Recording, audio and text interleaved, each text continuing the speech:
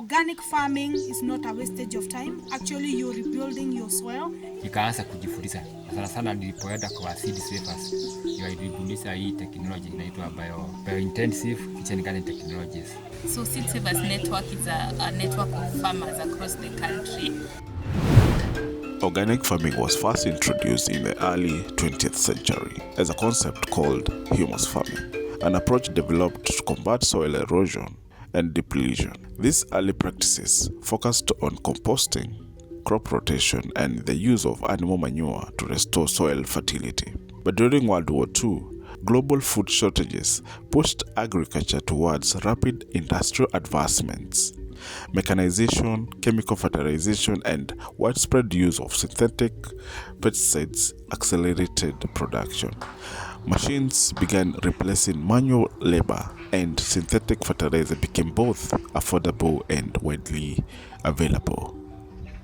In 1940, the term organic was coined by Lord Notburn in his book Look to the Land. There, he described a natural and ecological approach to farming, working with nature, not against it. Here in Kenya, many farmers today draw inspiration from pioneers like Sir Albert Howard, who decades of research emphasized the power of farm waste in restoring and maintaining living, healthy soil.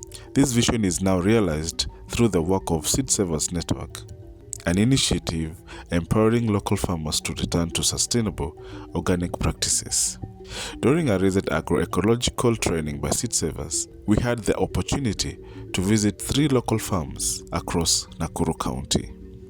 We witnessed firsthand how organic farming is being practiced, preserved, and passed on from soil to seed. For many years, this yam has grown. Yam is an indigenous and a traditional food that was used by the Kikuyu community ambayo inakaa viazi. And mkiona huwa tunasema ningekuwa na mkogogo lazima ikue na supporter. The supporter is this type of tree.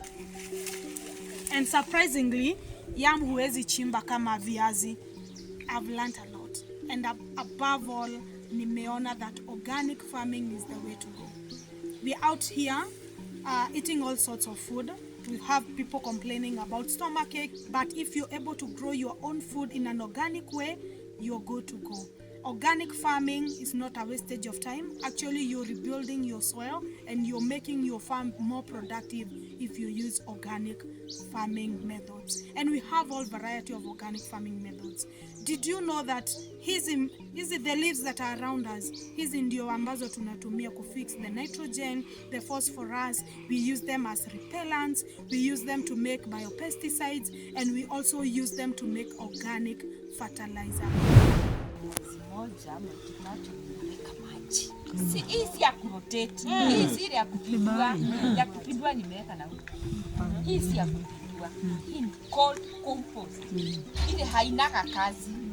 Nikiweka ile iko chini sinaanza kuoza. Tena ninaweka ingine. Inafunikia hii iko juu. Inaanza kuoza. Hivyo. Sasa hata nikitoa hii iko juu, nitakuta hii inaanza kuoza. Na nikitoa inakuwa compost nzuri kwa sababu siko na nitrogen. So I do organic farming, and there are several plants here because we do a lot of biodiversity. We have different fish, sheep and goats, chicken. So we have bees. Bees. Nilianza organic farm kwa sababu nilianza na kusoma, nikaona vile watu wengi wanaharibiwa na madawa na hata ile chemicals inakuwa kwa hayo madawa. So nikaamua kuwa nitakuwa ninalima kilimo ambacho ni hai. Kwa sababu nilianza tena nikaenda show ground. Nikajifundisha mambo mengi, nikaona kuna muhimu wa kurudia kulima. Kutoka hapo nikaanza kufundisha wale wengine, tukaanza kikundi inaitwa Organic Farmers. Sasa tunafundisha wakulima wengi kuhusu kilimo ambacho hakiharibu mazingira na hakiharibu miili yetu. Nikajua kitu inaitwa farm plan. Sasa kuna shamba ingine nilikuwa na huko juu ambayo nilipoyange nikaona haiwezi ikia na masomo ile nimepata. Hivyo niliponunua hii nikaona nikaipanga nikapanda, nikajua kwa sababu ya hii ni dry, nikajua kitu ya kwanza ni kuharvest maji. Hiyo ni harvest maji ya kutosha, kama capacity yangu ya 300,000 liters. Kiwa na maji ya kutosha, nikaanza kujifundisha. Sana sana nilipoenda kwa seed savers, nilibuniza hii technology inaitwa biointensive kitchen garden technologies. Nikajua kulima doma, nikajua kulima aina hii yote ya mimea unaona. So hiyo ndio inifanya niweze kubadilisha area hii. Pia tunafundisha watu ni waanze pole pole, kwa sababu organic farming ni very expensive. Sababu kama ulikuwa uko na shamba kubwa, uweze useleza kununua mbolea na nini. Kwa hivyo unaanza na sehemu kidogo, unaenda ukipanua. Nilianza na kama root 300.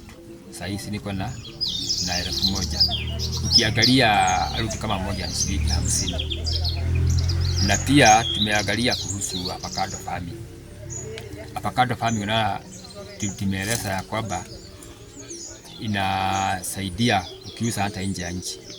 Kwa hivyo nimeeleza wana youth kuliko kwenda kutafuta kuajiriwa. Anza kwako. Chakula ambayo imelimwa organically, hata ukienda kwa soko iko na bei ya juu kuliko hii ingine. Sasa watu siku hizi wameanza kubadilika, wakijua ya kwamba kulima ile chakula imelimwa na organically iko na manufaa kwa mili kuliko ingine iko na madawa. Nyakazi Organics has partnered with Seed Savers Network, which does training on agroecology farmers, whom we are using the farmers within their network to be as part of our suppliers, to also enable them access easier markets. And as a way of promoting food security, we are doing this value addition, which has a shelf life of up to 15 months, whereby it can also reach to the dry areas like the northern region of our country, and people living there can also be able to access them. We are also targeting urban individuals who are not able to access healthy vegetables, and the frequent travelers to abroad to also purchase the indigenous vegetables from Nyakazi Organics. Seed Savers Network is a network of farmers across the country. It has a network of about 405,000 who are doing different works across the country, mostly farming. And what Seed Savers does is train the farmers on how to be food sovereign. So like this training, we are training them on how to do their kitchen gardens using a zero budget, how they can use their own biopesticides, make it from the locally available materials from their farm. We work with the model called the Seed Ambassador model, where we train the lead farmers, and the lead farmers are able to trickle down the knowledge in their villages, and through this we have been able to reach so many farmers using that model. And we also do a lot of work on advocacy, where we advocate for farmers' rights, and we also support farmers with some materials for small-scale farmers. Like on this training, we have trained them on how to make their own kitchen gardenings, and apart from that, we have given them some materials to start with, like the dam liners, which they can use to make their multi-story gardens. Seed Savers Network, we also do a lot of diversity assessment. Like we have done a diversity assessment recently in Agro County and realized we have lost so many varieties of seeds, and that motivates us to continue doing the work that we do on saving seeds, because we don't want some seeds to go extinct. So we build seed banks with the communities, encourage communities to save their own seeds in the seed banks, and the vegetative propagated seeds that cannot be stored in the seed bank, we also encourage them to save them in the field gene bank. And so our work is just like the name suggests, we do the seed saving.